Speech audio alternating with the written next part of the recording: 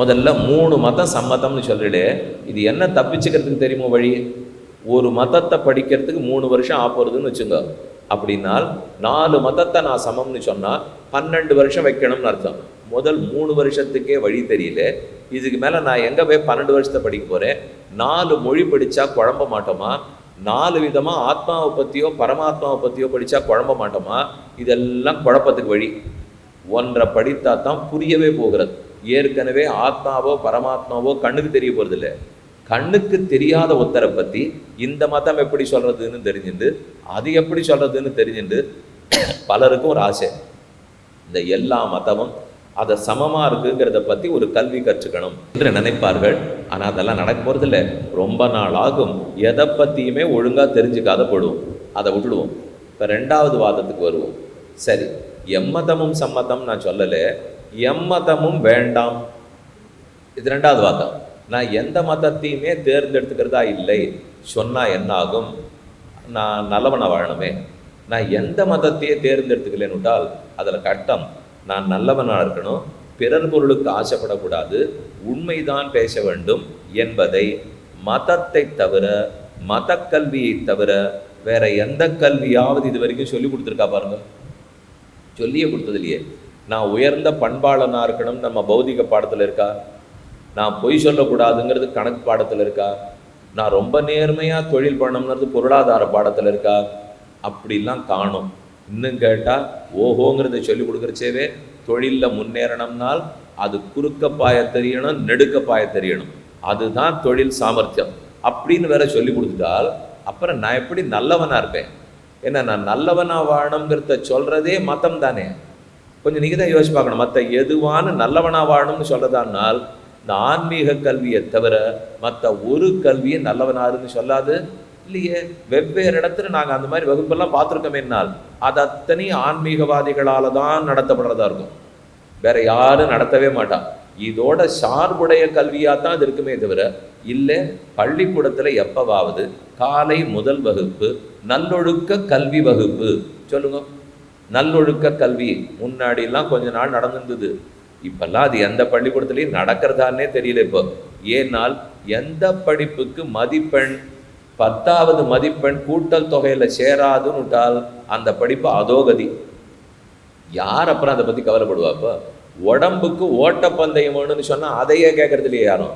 என் உடம்பு நல்லா இருக்கணும்னா உடற்பயிற்சி பண்ணுனால் உடற்பயிற்சிக்கு ஒரு 100க்கு 90 போட்டு கூட்டு விழா கூட்டினா வரேன். இப்போ ஏன் பலரும் தமிழ் படிக்கல, சம்ஸ்கிருதம் எடுத்துக்கிறாள்? என்னால் அது வடமொழியில் இருக்க விருப்பம் போல் இருக்கு. வடமொழியில் 98 போடுறா, தமிழில் 88 நிறுத்தி விடுறா. அதனால தான் தமிழுக்கே வர்றதில்லை. பிரெஞ்சு எடுக்கிறேங்கிறான், ஜெர்மனி எடுக்கிறேங்கிறான். அதெல்லாம் படித்து நீர் என்ன பண்ண போறீர்னால் ஒன்றும் பண்ண போகிறதில்லை. 98 அதில் தான் போடுறா. அதனால தான் சேர்றோம்னுட்டால் இந்த நிலைமையில தான் நம்முடைய தமிழ் இருக்கிறது. இந்த நிலைமையில தான் நமக்கு மதிப்பெண்ணில் தான் விருப்பம் இருக்கே தவிர தமிழ் தாழ்மொழியாச்சே, அதை இலக்கண பிழை இல்லாத தெரிஞ்சுக்கணும் என்றெல்லாம் நம்ம போகிறது இல்லையே. எதுக்கு சொல்ல வந்தேன்? எதுவுமே வேண்டாம்னு சொல்லிட்டால் அப்போ நல்லொழுக்க கல்விக்கு வழி இல்லை. நீங்கள் ஏதாவது ஒரு மதத்தை தேர்ந்தெடுத்தாலே ஒழிய நல்லொழுக்க கல்வி யார் சொல்லி தருவா? மற்ற எந்த படிப்புலையும் அது சொல்லிக் கொடுக்கறது இல்லை. போட்டி முந்தணும் யாராக இருந்தாலும் போட்டிங்கிறா. ஆனால் ஒழுக்க கல்விக்கு வரச்சேவே வாழ்க்கையை போட்டியாக பார்க்காதீங்கோ, உங்களுக்கு கொடுக்கப்பட்டிருக்கிற ஒரு வரப்பிரசாதமாக பாருங்க. இது முதல்ல மத கல்விக்கு வந்தால் தான் சொல்லுவா. வெளிக்கல்விக்கு போனாலே நீ தாண்டுறியா நான் தாண்டுறேனா, யாராக இருந்தாலும் போட்டி. இதில் நீ முன்னுக்கு வரணுப்போ ஜெயிச்சு காட்டணும். அது ஒன்றும் இல்லை, ஏதோ ஒரு சூடான ஒரு பானம், அது சாப்பிட்ற விளம்பரமாக இருக்கும். அந்த விளம்பரத்தில் சாப்பிடு நன்னா இருக்கலாம் சொல்லலாம் இல்லையோ. ஆனால் அதில் என்ன ஆகும்? அந்த பிள்ளை முன்னாடி ஓட போகிறானா, இது சாட்டவன் முன்னாடி ஓட போகிறானா, இது இப்படி சாப்பிட்டுட்டு இப்படி ஓடினான்னா மொத்த 150 பேரையும் தாண்டிட்டு ஓடி வந்து அவ்வளோ பெரிய தங்க கோப்பை கொண்டு கொடுத்துட்டு அப்போ தான் என் பிள்ளை. இப்போ இந்த மாதிரி விளம்பரங்கள்லாம் யாரும் கண்டுகொள்ளவே மாட்டோமோ. ஏதேதோ விளம்பரத்தை பற்றி குத்தம் சொல்லிட்டு இருக்கமே. எதுக்கெடுத்தாலும் போட்டியிலேயே ஜெயிக்க வேண்டும் அப்படின்னா ஏதோ ஒரு வெளுப்பாரத்துக்கு ஒரு களிம்பு இருக்கும். அதை போசிட்டு யாரான்னு பேசினா அவள் பேச்சு தான் எடுபடும்னு காட்டுவா. இது நியாயமா? இப்போ தப்பான முயற்சி இல்லையோ? இது இப்போ நான் என்னமோ திரும்ப பூசிப்பேனா அது என்ன கருப்பாக இருக்க வெளுப்பாயிடுவாளன்னு அப்படிலாம் ஒன்று கேள்விப்பட்டதே கிடையாது. இப்போ அதுவும் வெளுப்பாக தோல் இருந்து அதை பூசிந்து பேச்சு போட்டியில் ஜெயிப்பேன்னால் சம்பந்தமே இல்லை பாருங்க. ஆனால் இதையும் பார்த்துட்டு இருக்கோம், இதுக்கும் பணத்தை கொடுத்துட்டு இருக்கோம், ஓடிட்டு இருக்கோம். எந்த விளம்பரமாக இருக்கட்டும், எதுவாக இருக்கட்டும், போட்டியில் கொண்டு போய் விட்டு விடுகிறது. ஆனால் ஆன்மீக கல்வி மட்டும்தான் போட்டியே கிடையாதுன்னு சொல்லுவோம். போட்டியை பற்றி பேசவே மாட்டோம். ஏன் பாருங்க, நான் ஒன்றும் யாரையும் தப்பு சொல்லலை. இப்போ ஏன் மற்ற கல்வியெல்லாம் போட்டியே தான் தூண்டி விடுறது, ஆன்மீக கல்வி போட்டி வேண்டாங்கிறது தெரியுமா? மற்ற கல்வி அத்தனையும் 10 இடங்களுக்கு 1,00,000 பேர் போட்டி, 10 வேலைக்கு 100 பேர் போட்டி, 3,20,000 பேர் பரீட்சை எழுதினா அதுலேருந்து 3,200 பேர் எடுக்க போகிறோம். இந்த இடத்துல இப்போ உட்காரணும், உள்ள நுழையணும்னால் இப்போ பந்திக்கு 150 பேர் தான் பந்தியில் உட்காரலாமா? நீங்கள் இப்போ 500 பேர் இருக்கீர்கள், யாரும் பந்திக்கு முந்த போகிறீர்கள். எங்கே பார்த்தாலும் லோகத்தில் இடம் குறைவா இருக்கு, நான் நிறையா இருக்கேன், இதே தானே பார்க்குறோம். ஆனால் ஆன்மீகத்தில் மட்டும் வைகுந்தத்தில் இடம் வெள்ளமாக இருக்குது, வர ஆள் இல்லை. அங்கே ஒரு இடம் தான் வேறுபாடு. இப்போ லோகத்தில் எதுவாக இருந்தாலும் ஆள் நிறையா, இடம் குறைவு. ஆனால் ஆத்ம பரமாத்ம கல்வியில் மட்டும் ஆள் இல்லை. எத்தனை பேர் வந்தாலும் தாங்கிறதுக்கு பகவான் இடத்த வச்சுட்டே இருக்கார். அதனால தான் ஆத்ம கல்வி போட்டியை பற்றி பேசுவதே இல்லை.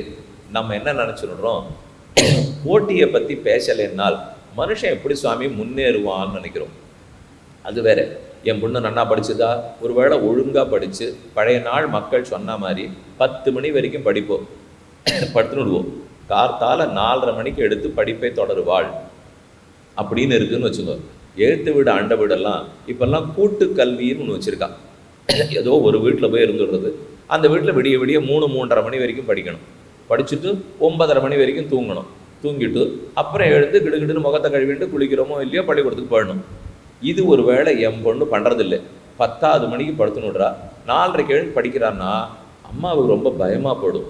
ஒருவேளை இவளுக்கு போட்டி மனப்பான்மையே வராமல் போடுமோ, இவளுக்கு படிப்பே ஏறாதோ, ஒருவேளை இவளை ஞானம் 100க்கு 90 தான் வாங்கிடுவாளோ, 90 கூட இல்லை, 99.99 வாங்காமல் 99.98 வாங்கிடுவாளோ, அதனால் இவளுடைய ஷட்டப்த பூர்த்தி தடைப்படுமோ? எங்கே சம்பந்தம்னு கொஞ்சம் யோசிச்சு பார்க்கணும். 99.99 வாங்காமல் 98 வாங்கினால் இந்த பெண்ணு கல்யாணமாகி பேரம்பேத்தி எடுத்து ஷட்டப்து பூர்த்தி பண்ணிக்கிறச்சே இதன் பாதிப்பு இருக்குமோன்னு நினைக்கணும்னால் யாரை குற்றம் சொல்லியும் பிரயோஜனம் இல்லை. நாம தான் ரொம்ப குழம்பி போயிருக்கோம்னு அர்த்தம். இந்த போட்டி பொறாமலையா வாழ்க்கைப்பட முடியும்? இதுக்காக நாம் கல்யாணம் பண்ணிட்டோம், இதுக்கு 10 மாதம் சுமந்தோமா, ஏதோ இறைவனருளால் குழந்தை பிறக்குமான்னு பார்த்து பிறந்தது இந்த 99.99 98 வாங்குறதுக்கா? இதை நம்பி வாழ்க்கையெல்லாம் நடத்த முடியாது. தயவுசெய்து கொஞ்சம் இது எல்லாத்தையும் ஒதுக்கி வச்சுடுவோம். அதனால் போட்டி பொறாம கல்வி வேறு, போட்டியே இல்லை. உனக்கும் உண்டு, எல்லாருக்கும் உண்டு, யாருக்கும் உண்டு, எங்கும் உண்டு. பகவான் ஒருத்தர் அத்தனை பேருக்கும் பொதுவாக இருக்கார், யாரையும் ஏற்றுக்கிறார் அப்படின்னு முதல்ல சொல்லி நம்மளை சமாதானப்படுத்துகிற கல்வியே ஆன்மீக கல்வி தான். அதனால தான் சொல்கிறேன், மதக்கல்வி இருந்தாலே ஒழிய ஒழுக்கமோ திறந்த மனப்பான்மையோ பரந்த மனப்பான்மையோ நல்லவனாக இருக்கணுங்கிற ஆசையோ வராது. மற்றொன்று, இப்போ ஆத்ம கல்வி இல்லை, வேறொரு கல்வியில் நல்லவனாகுன்னு சொல்கிறா. நான் உடனே கேட்குறேன், நான் நல்லவனாக நடந்துன்னு என்ன பண்ணணும்? ஏழை குழந்தைகளுக்கு தானம் பண்ணுன்னா பண்ணா பதில் தெரியாது யாருக்கும், பண்ணேன். ஆனால் ஆத்ம கல்வியிலே தானம் பண்ணுன்னு சொல்லுவா. பண்ணா என்னன்னு கேட்டால் புண்ணியம் கிடைக்கும்னு உடனே சொல்கிறோம் பாருங்க. இதில் மட்டும்தான் அது நடக்கும். பொருளாதார படிப்பில் தானம் பண்ணால் புண்ணியம் கிடைக்கும்னு சொல்லுவாளா? பௌதிக படைப்பில் தானம் கிடைத்தா அவனுக்கு சொர்க்கம் கிடைக்கும்னு சொல்லுவாளா? சொல்ல முடியாது. நீங்கள் கேட்கலாம், அதெல்லாம் நடக்குமா நடக்காதான்னே தெரியாது சுவாமி, நீர் ஏதோ கண்ணுக்கு தெரியாத புண்ணியம்ங்கிறீர், கண்ணுக்கு தெரியாத பாபம்ங்கிறீர் என்று சொன்னால் தெரியறதோ தெரியலையோ நீங்கள் பண்ணத்துக்கு ஒன்று இருக்குன்னு சொல்கிறோமா இல்லையா? அதையே அடுத்தவர் சொல்லலையோ இல்லையா? பண்ணுறதுக்கு ஒன்று இருக்குன்னு கூட யாருமே சொல்லலை. ஆனால் பண்ணினா புண்ணியம் இருக்குன்னு ஆத்ம கல்வி சொல்கிறது, பண்ணாட்டா பாபம் இருக்குன்னு சொல்கிறது. அப்போ பண்ணவும் தூண்டும், தப்ப பண்ணாதேன்னு தடுக்கிறதுக்கு வழி இருக்குது. அங்கே ரெண்டுமே இல்லையே. யாரோ ஒருத்தர் பௌதிக பாடத்தில் தப்பாக நடந்துக்காது என்னால், இப்போ நான் தப்பாக நடந்துக்காது இருந்து என்ன பண்ணணும்னு கேட்டால் என்ன பதில் சொல்லுவேன்? இல்லை தண்டனை கிடைக்கும்னுவா. நான் ஒருத்தருக்கு தெரியாமல் பண்ணிட்டு போகிறேன், அவர் கண்டுபிடிச்சா தானே தண்டனை கொடுப்பார் என்றால் அப்போ உடனே ஆத்ம கல்வி தான். அதை எப்படி கண்டுபிடிக்காத படுவா? கண்டுபிடிக்கத்தான் உனக்கு உள்ளேயே கடவுள் உட்காண்டிருக்காரு அப்படின்னு சொன்னால் ஒரு பயம் வருது பாருங்க. இதை மற்ற கல்வி சொல்ல முடியாது இல்லையோ, நடக்காதே. ஏன்னா கடவுள் உட்காண்டிருக்காரேன்னு சொல்லணுமே, அப்படின்னு ரசாயனமும் பௌதிகமும் சொல்லாதே. ஆத்ம கல்வி தானே சொல்லும். அப்போ ஒவ்வொரு படிக்கட்டா பார்த்தீங்கன்னால் வேற வழியே இல்லை. நான் ஒழுக்கம் உடையவனாக, நல்லவனாக, நிறைய பேருக்கு கொடுப்பவனாக, புண்ணியம் செய்பவனாக இருக்கணும்னால் ஒரு மதக்கல்வி படித்தாத்தான் நடக்கும். அதனால் நம்ம ஒருவேளை நல்லவனாக இருக்கிறதுல விருப்பம் இல்லாதவ தான் மதச்சார்பின்மைன்னு விடுறாடோ. யார் சொல்கிறான்னு தெரியல இப்போ. ஏன்னா நான் நல்லவனாக இருக்கணும்னு ஆசைப்படுறேன். ஒரு மதம் இருந்தால் தான் நல்லவனாக இருக்க முடியும். அது யாரை வேணால் நீங்கள் பச்சுங்க. இப்போ இது வரைக்கும் நான் மதத்தெல்லாம் வேண்டாம்னு சொல்லலை. ஏதோ ஒரு மதம், எந்த மதமாக இருந்தாலும் மதமே வேண்டாம்னு சொல்லிட்டோம்னால் நல்லவனாக இருக்கிறதுக்கு வழி கிடையாது. மதம் இருந்தால் தான் நல்லவனாக இருக்கிறதுக்கு, புண்ணியம் சம்பாதிக்கிறதுக்கு வழி. இப்போ மூணாவதுக்கு வருவோம். முதல்து பார்த்துட்டோம், எல்லாம் சமம்னு சொன்னால் ஒன்றும் உதவ போகிறது இல்லைன்னு அர்த்தம். எதுவும் வேண்டாம்னு சொன்னால் ஒழுக்கமுடைய நன்மையே எனக்கு தெரிய போகிறது இல்லைன்னு அர்த்தம். நீங்கள் மூணாவது கேட்கலாம், அப்படின்னால் நான் ஏதோ ஒரு மதத்தை தேர்ந்தெடுத்துக்கிறேன், அதை பின்பற்றிட்டு போகிறேன், ஏன் உங்கள் ஹிந்து மதம்? அது ஒன்றும் நான் சொந்தமெல்லாம் கொண்டாடலை. இப்போ இது உங்கள் ஹிந்து மதம், எங்கள் ஹிந்து மதம்ங்கிறதுக்கு ஏன் ஹிந்து மதம்னு சொல்கிறேன். ஏன் இந்த தர்மத்தை கொண்டாடணும்? இப்போ நம்மக்கிட்ட எத்தனை பெரியவாள்லாம் இருந்திருக்கா? ஆதிசங்கர் இருந்திருக்கிறார், அதுபோல் இப்போ ராமானுஜர் இருந்திருக்கார், வல்லபாச்சாரியர், சைத்தன்ய மகாபிரபு, எத்தனையோ பேர். அது அவ்வளோட மட்டும் இல்லையே. இப்போ அதெல்லாம் அந்த காலம் சொல்லிட்டேன். அப்புறம் பார்த்தீங்கன்னு வச்சுங்க, ரமண மகரிஷி பார்க்குறோம், ராமகிருஷ்ணர் பார்க்குறோம், விவேகானந்தர் பார்க்குறோம், இப்படி பல பேர். அப்போ அந்த 800,000 வருஷத்துக்காரா ஒரு கோட்டி, ஒரு 200 வருஷத்துக்கு உட்பட்டவர்கள் இவர்கள்லாம் ஒரு கோட்டி. இவர்கள் இத்தனை பேர் என்ன முயற்சி பண்ணியிருக்காள்னால் ஒழுக்கமாக இருக்கிறதுக்கு பாரு, இறைவன் தான் அத்தனையும், நீ ஜெகத்தை நடத்தலை, கர்மங்களை பார்த்து ஜாகிரதையாக நடந்துக்கோ, யோகம் பண்ண தெரிஞ்சுக்கோ, தியானம் பண்ண தெரிஞ்சுக்கோ, இதுக்கப்புறம் வேறொரு பிறவி இருக்குது, அதில் ஜாகிரதையாக இருந்துக்கோ என்றெல்லாம் சொல்லணும் வந்திருக்காளேனால், ஏன்னா இவர்கள் சொன்னதை தான் பற்றணுமா? இதை தவிர 2 பெரிய மதங்கள் இருக்கே. அப்போ அதன் பின்னாடி நான் போகலாம் இல்லையா? அவர்களும் ஒழுக்கமாறுன்னு சொல்லியிருக்கா, அவர்களும் சத்தியம் பேசுன்னு சொல்கிறா, அவர்களும் திருடாதேன்னு சொல்கிறா. அப்படி இருக்கிறச்சே நாம் எதற்காக இதை பண்ணனப்போ? அநேகமாக நீங்கள் சொல்கிறதெல்லாம் வேதத்தில் தானே இருக்குது, நீங்கள் சொல்கிறதெல்லாம் இதிகாச புராணத்தில் தானே. அது எல்லாமே உத்தரப்பிரதேச சாஸ்திரம், பீகார சாஸ்திரம், மத்திய பிரதேச சாஸ்திரம். நாங்கள் இருக்கிறது தமிழகத்தில். நீங்கள் சொன்ன யாரானும் தமிழ்நாட்டில் பிறந்திருக்காளா பாருங்க? எல்லாம் வடநாட்டு சம்ஸ்கிருதத்தையே வச்சுன்னு சொல்கிறீள். ஹிந்திக்காரர்கள் எழுதினதே சொல்லிட்டுருக்கீள். நம்ம தமிழர்கள் இதெல்லாத்தையும் எதான எழுதியிருக்காளா? எங்களுதெல்லாம் சிலப்பதிகாரம் இருக்குது, தொல்காப்பியம் இருக்குது, மணிமேகலை இருக்குது, சிவக சிந்தாமணி இருக்குது, அகநானூறு உள்ளது, புறநானூறு உள்ளது. அதை தவிர பொது மறைன்னு கொண்டாடப்பெறும் திருக்குறள் உறது இருக்கவே இருக்குது. எங்கு தேடி பார்த்தாலும் கம்பராமாயணத்தை போல நாங்கள் பார்த்ததில்லை. இதெல்லாம் தமிழர் மரபு. இந்த தமிழ் படி பார்த்து உங்கள் மதத்தை பற்றி பேசுங்க, பேசலாமே, எத்தனை நேரம் வேணும்னாலும் பேசலாம். இப்போ படித்த எல்லாத்தையும் எடுத்துப்போம், இன்னைக்கு எடுத்துப்போம், நாளைக்கு எடுத்துப்போம், நாளைக்கு எடுத்துப்போம். அதே 14 கீழ்கணக்கு, அதே 8 தொகை, பரிபாடல் முதலான அகநானூறு, புறநானூறு, இதெல்லாத்தையும் பார்ப்போம். இதில் என்ன சனாதன தர்மம் சொல்லப்பட்டிருக்கா, வேற ஏதான தர்மங்கள் சொல்லப்பட்டிருக்கா? ஏன் மற்றதை பற்றி பேசவே மாட்டேங்கிறா? திரும்ப இதில் சனாதன தர்மம் தானே சொல்லப்பட்டிருக்கு. அப்போ தமிழர் மதம்னு சொன்னால் எதை சொல்ல வேண்டும்? இந்து தர்மத்தை தான் சொல்லியாக வேண்டும், வேறு வழியே இல்லை. அப்போ அதையும் சேர்த்து பார்த்துருவோம். அப்போ தமிழர் மதம்ங்கிறது இந்து தர்மம்னு தெரியறது. நான் தமிழன், ஒன்றும் சந்தேகம் இல்லை. அப்போ நான் தமிழன், அப்போ நான் எதை பின்பற்ற வேண்டும்? இந்து தர்மத்தை தான் பின்பற்ற வேண்டியிருக்கு. என்னை என் தமிழ் மொழி பெற்றுக் கொடுத்த மதம் ஹிந்து மதம் தான். என் தமிழ் மொழியில் அன்னிலேருந்து இன்னி வரைக்கும் அது யாரெல்லாம் எழுதியிருப்பாளோ, கம்பரை கேட்டாலும் சொல்கிறார், சீத்தலை சாத்தனாரை கேட்டாலும் சொல்கிறார், அதுக்காக கொண்டாடின ராஜாக்களை கேட்டாலும் சொல்கிறார், நச்சினார் கிணியாரை கேட்டாலும் சொல்கிறார், நாயன்மார்கள் எல்லாரும் சொல்கிறார், ஆழ்வார்கள் அத்தனை பேர் சொல்கிறார். சம்ஸ்கிருத வல்லுநர்களாய் சிங்கங்களாக இருந்த மொத்த ஆச்சாரியர்களும் அதைத்தான் சொல்கிறார். யாரை பார்த்தாலும் தமிழ்ங்கிறார், யாரை பார்த்தாலும் அந்த தமிழ் சொல்லப்பட்டிருக்கிற மதம் பழைய நாள்லேருந்து தமிழ் கடவுள்னு கொண்டாடப்படுகிற முருகன். அப்போ அந்த தமிழ் கடவுள் முருகன்னு சொல்லப்பட்டதும் ஹிந்து தர்மத்தில் தான் உள்ளது. அது ஸ்கந்த புராணத்தில் இருக்குது, சிவபுராணத்தில் இருக்குது, லைங்க புராணத்தில் இருக்குது.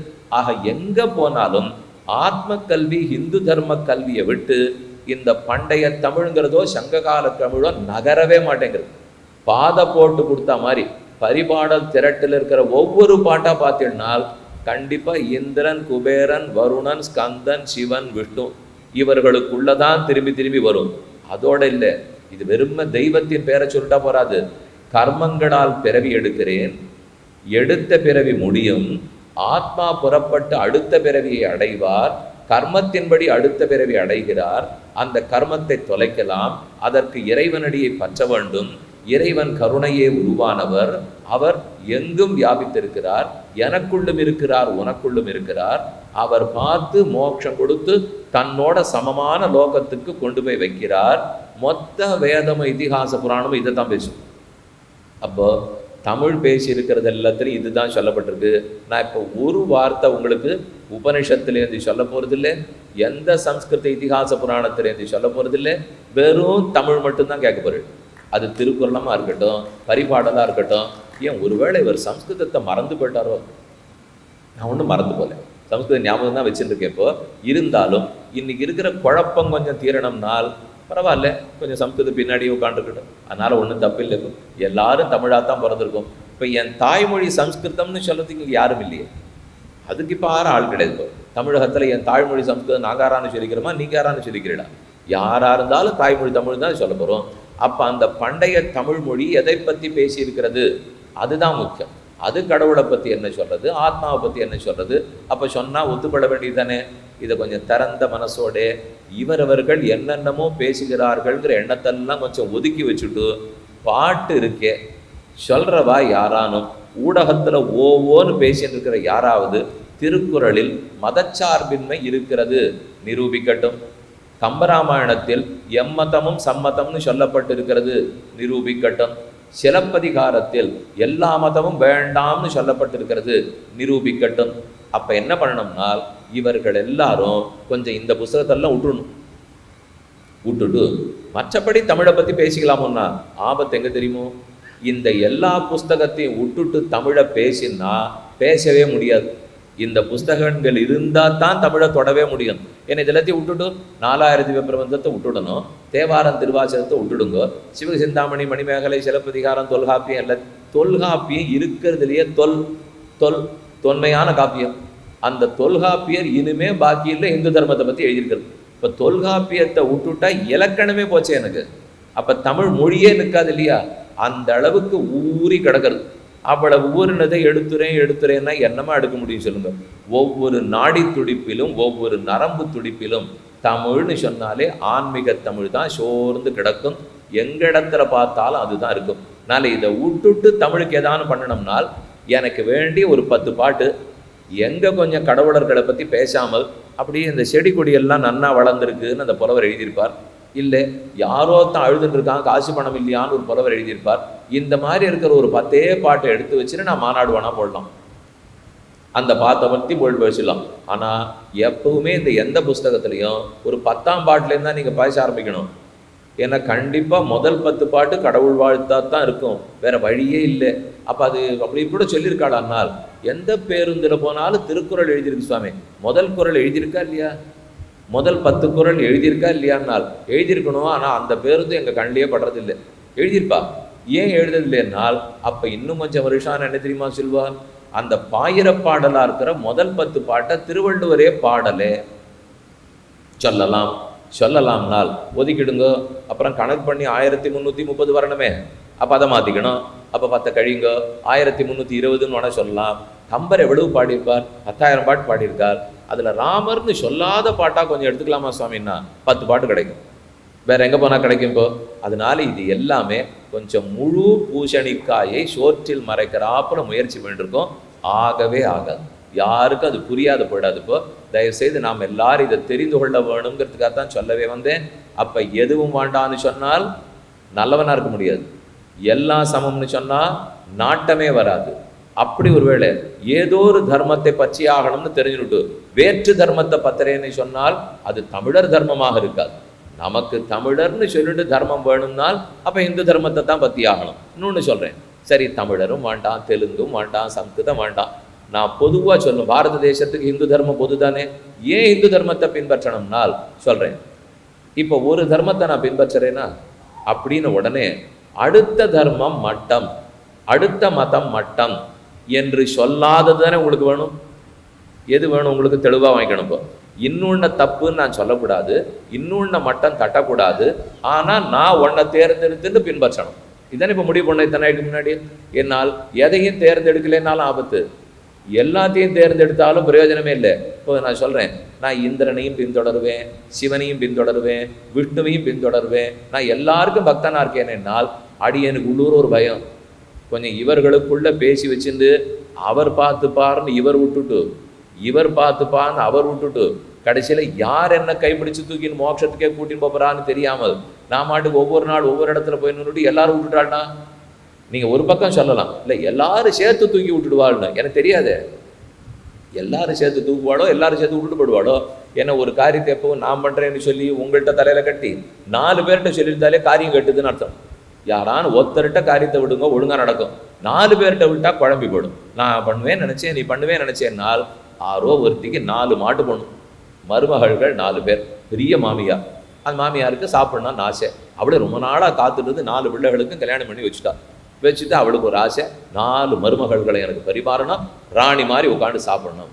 சரின்னு அவள் சொன்னா, இப்போ இந்த மாதிரி நீங்கள் பண்ணணும், இலை போடுறது உன் பொறுப்பு, எல்லாம் பரிமாறுறதெல்லாம் உன் பொறுப்பு, அப்புறம் குழம்பு ரசம் அதெல்லாம் பண்ண வேண்டியது உன் பொறுப்பு, சாப்பிட்ட அப்புறம் இலை எடுத்து போடுறது உன் பொறுப்பு, எச்ச சாணி போட்டு முழுகிடுறது உன் பொறுப்பு சொல்லி கொடுத்தா. இல்லைன்னா ஒரே போட்டி பொறாமையாது. அதனால் இந்த மாதிரி நீ பண்ணுனுட்டா ஆயிடுத்து. விட்டுக்கிட்டுன்னு முதல்ல இலை போட வழி கொண்டு போட்டா, அடுத்து சாதம் இது பரிமாறுவாரும் பரிமாறிட்டா, அடுத்து எல்லாம் ஆச்சு. இப்போ இலை எடுத்து போட வேண்டிய போட்டா, எச்ச புரட்ட வேண்டிய பண்ணிவிட்டா. இன்னும் மாமியார் சாப்பிடவே வரல. அப்படின்னால் 4 பிரித்த உடனே சாப்பிட்டாளான்னு யாரையும் பார்க்கவே சொல்லலையாம். அதனால போடுறவ கிடுகிடுன்னு போட்டால் எல்லாத்தையும் எடுத்து போட்டாச்சு, முடிஞ்சு போச்சுப்போ. வேலை முடிஞ்சு போச்சுன்னா சாப்பிட்டாளான்னு பார்க்கணும் இல்லையா? அதை போல் நான் எங்கேயான்னு இவரை பற்றி அவரை பற்றி, அவர் இதை பண்ணுறேன்னு சொல்லி இவர் அதை பண்ணுறேன்னு சொல்லி எதையுமே பண்ணாது போயிட்டால் ஆக மொத்தத்தில் ஒன்றை பின்பற்றித்தான் ஆக வேண்டும், வேறு வழி இல்லை. அதனால அடுத்ததை தப்பு சொல்லக்கூடாது, சே சொல்கிறேன். அப்போ ஒன்றை பின்பற்றணும், மற்றொன்றை தப்பே சொல்லிடக்கூடாது, மட்டம் தட்டிடக்கூடாதுன்னால் அப்போ என்கிட்ட என்ன மனப்பான்மை வேணும்? சகிப்புத்தன்மை வேணும். நான் பின்பற்றுவது உயர்ந்ததாக இருப்பினும் இன்னொன்று தப்பில்லேன்னு நான் நினைக்கணும். அதில் இருக்கிறவாளும் வாழணும், அதில் இருக்கிறவனுக்கும் சோறு போடுவேன், யாரையும் நடத்துவேன். ஆனால் நான் பற்றி இருக்கிறது வசதி அப்படின்னு அதுக்கு என்ன மனப்பான்மை வேணும்? சகிப்புத்தன்மை வேணும். ஆக எந்த மதம் தன் மதத்திலிருந்து மோட்சத்துக்கு கூட்டி போகுமோ கூடவே மற்றைய மதங்களை பற்றின சகிப்புத்தன்மையும் சொல்லி கொடுத்துருக்கிறதோ அந்த மதத்தை தான் நான் பற்றுவேன். ஒன்றும் தப்பில்லையே நான் சொன்னது. இப்போ அப்படின்னா தான் இந்த நாட்டில் இருக்கிற எல்லா மதத்தையும் நான் சம்மதிக்க முடியும். ஒரு பக்கம் எல்லாத்தையும் நன்னாவும் மதிச்சுட்டேன், இன்னொரு பக்கம் நான் ஒன்றை ஒழுங்காகவும் பிடிச்சுன்னுட்டேன். அதனால் எனக்கும் குழப்பம் இல்லை இப்போ. ஆனால் வம்பு இல்லாமல் இருக்கிறதுக்கு நான் பற்றின மதம் எனக்கு என்ன சொல்லித்தரணும்? இது வசதி தான், ஆனால் எல்லாரையும் சகிச்சிந்து வாட நான் சொல்லித்தரேன் அப்படின்னு ஒரு மதம் சொல்லியிருக்குமானால் அது ஹிந்து மதம் மட்டும்தான் சொல்கிறது, மற்ற எந்த மதமும் சொல்லதான் தெரியல. அப்படி இருக்கா? நீங்கள் ஞானம் காட்டுவீடானால் இப்போ நீங்கள் எடுக்கணும். ஹிந்து தர்மத்துக்குள்ள வேதவியாசர் ரொம்ப பெரிய ஆச்சாரியர், எல்லாத்தையும் அவர் தான் எழுதியிருக்கார்.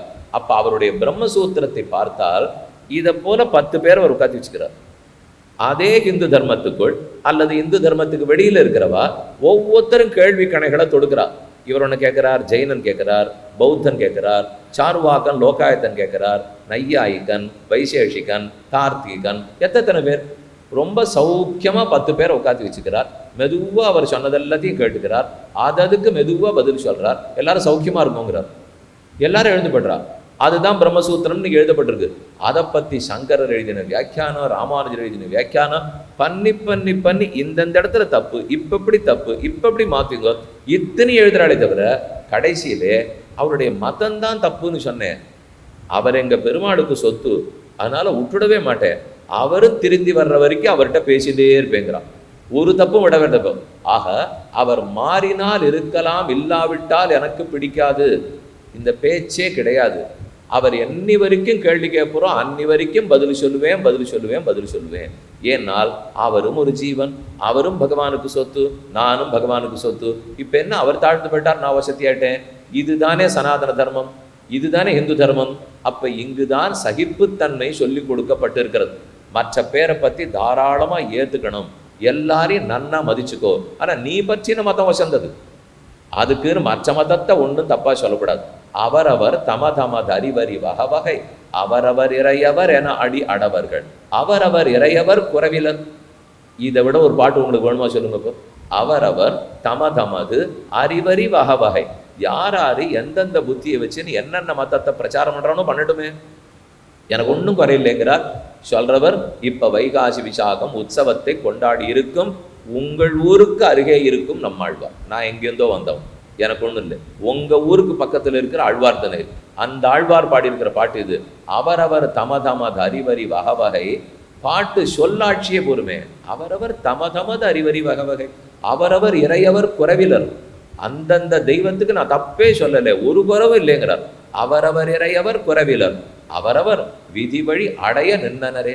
அவனவன் எங்கெங்க மோட்சம்னு சொல்றானோ போகட்டுமே, எந்த மதத்தை பின்பற்றினாலும் பண்ணட்டும். ஆனா நான் எனக்குள்ள ஒன்று புரிஞ்சுட்டு இருக்கேன். நான் எனக்குள்ள புரிஞ்சின்றது, அவரவர் எந்த தெய்வத்தை பத்தி மோட்சம் போகணும்னு பார்க்கிறார்களோ அந்தந்த தெய்வம் அவனவன் விருப்பப்பட்ட முக்தியை கொடுக்க என் திருமால் அந்த தெய்வத்தின் உள்ளத்துக்குள்ளே எழுந்துருளி இருக்கிறார். அவ்வளவுதான் நான் சொல்ல வந்தேனே தவிர, அப்படின்னா ஒருவேளை நீர் மற்ற பேரை புத்தம் சொல்லுவீரோன்னால் என் திருமால் உட்காண்டிருக்கிற இடத்துல நான் என்ன முட்டாளா தப்பு சொல்றதுக்கு? இவர் போய் அங்கே உட்காண்டிருக்கிறச்சே நான் எப்படி அதை தப்பு சொல்லுவேன்? ஒரு நாளும் சொல்ல மாட்டேன். அப்போ அதுக்கு என்ன தேவை? திருமால் எங்கும் இருக்கிறார்னு ஒத்துண்டாகணும், அவர் யாரையும் அனுமதிப்பார்னு ஒத்துக்கணும். அவருடைய சொத்தை அத்தனை பேர் இருக்கிறதுனாலே அவனும் அவருக்கு சமந்தான், நான் அவருக்கு சமந்தான் ஒத்துக்கணும். ஆனால் நான் இந்த மார்க்கத்தை பின்பற்றுவதில் தடங்கள் இல்லைன்னு ஒத்துக்கணும், மற்றொருத்தனிடத்துல சகிப்புத்தன்மையோடு இருக்கேன்னு ஒத்துக்கணும். இது இத்தனை தேவைகளும் ஒரே இடத்துல பூர்த்தியா இருக்கு பாருங்க.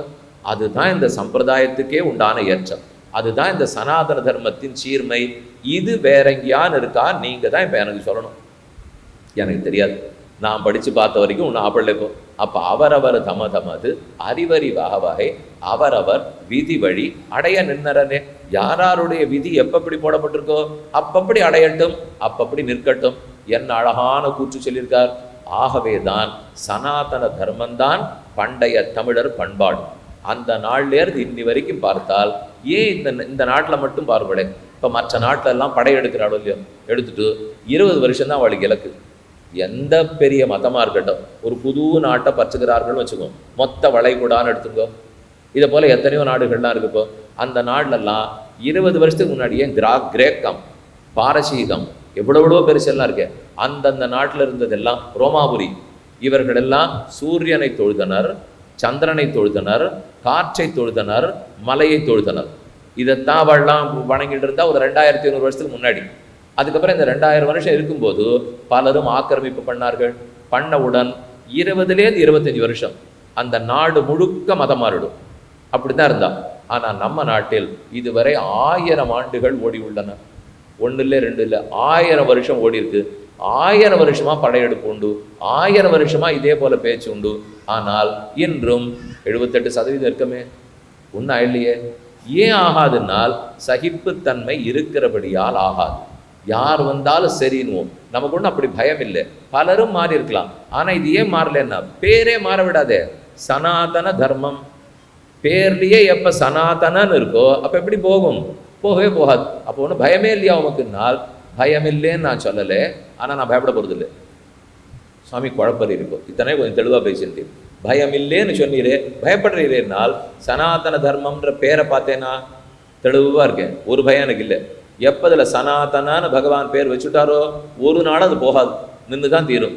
பின்ன எதை கண்டு பயப்படுறீர்னா, ஆனால் அந்த சனாதன தர்மம் எங்கிட்ட எதை எதிர்பார்க்கிறதோ நான் கொஞ்சம் பண்ணலை போல் இருக்கேன், அதனால ஒருவேளை பெருமாள் கொஞ்சம் என் பேரில் கோபம் வந்துருமோ, எப்படி இவன் பண்ணலை, யார் பண்ணுறானோ பார்த்துப்போமே அப்படின்னு விட்டுடுவாரோ, இந்த பயம் என்கிட்ட இருக்குப்போ.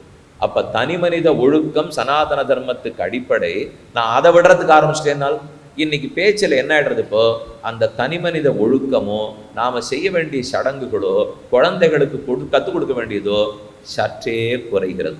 அந்த குறையிறத நினச்சி தான் பயமாக இருக்குது. நமக்குன்னு என்ன வேணும்? இப்போ மத உணர்ச்சி வேணும் சொல்லலை, என் மதம் என்ன சொல்லியிருக்குங்கிறத கடைப்பிடிக்கிற உணர்ச்சி வேணும். தயவுசெய்து வித்தியாசத்தை புரிஞ்சுங்கோ. யாரும் இங்கே மத உணர்ச்சி வேணும், பொங்கி எழ வேண்டும் தேவையே இல்லை. நம்ம எதுக்கு பொங்கணும்?